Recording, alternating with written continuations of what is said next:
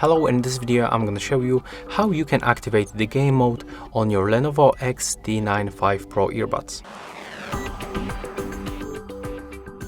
So the game mode, it's also called the low latency mode, and to activate this function of this earbuds you have to grab the right earbud, and then you have to click and hold on this arena in this place and hold it until you hear the beep notification in your earbud. I'm gonna recommend you to put it close to your ear.